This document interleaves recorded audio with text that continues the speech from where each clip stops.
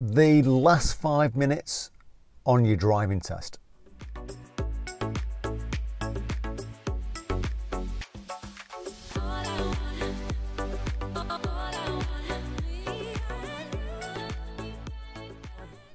The last 5 minutes of your driving test is very critical because it's probably the point where you're starting to feel tired.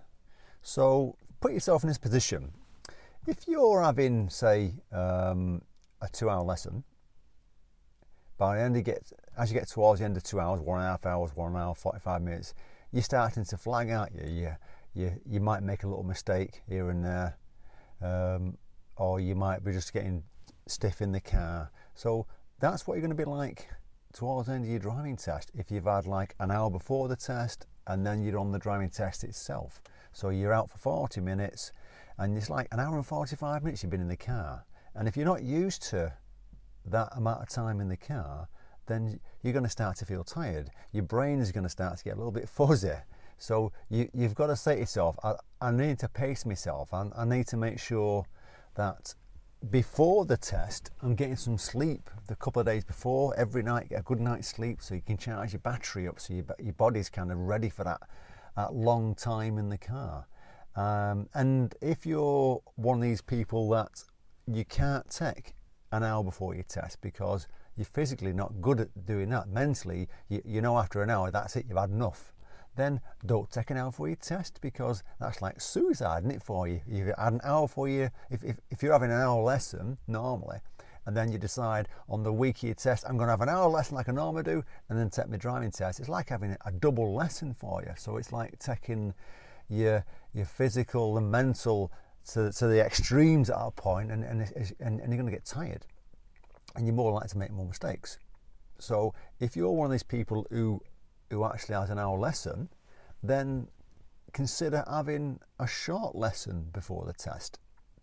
And I'll give you an example. I took a student who has 1.5 hour lessons, and I said to the guy, I said, listen, let's not have an hour lesson before your test, because, and I explained to him that if you have an hour lesson for your test and then you have the test, it's like nearly an hour.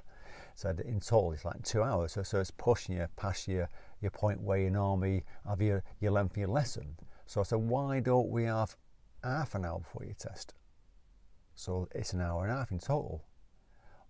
Or what I could do, so these are things that are going to help you. So when you come towards the end of your driving test, you're not making that mistake.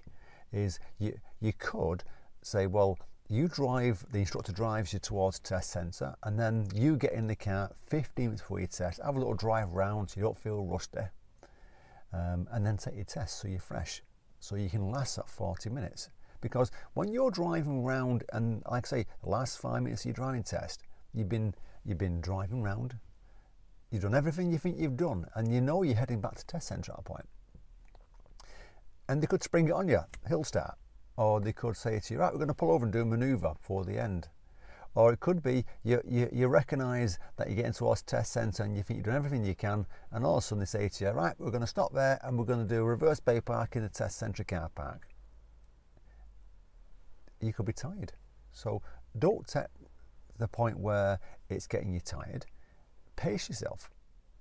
Okay, I hope this helps you. If it does, fantastic.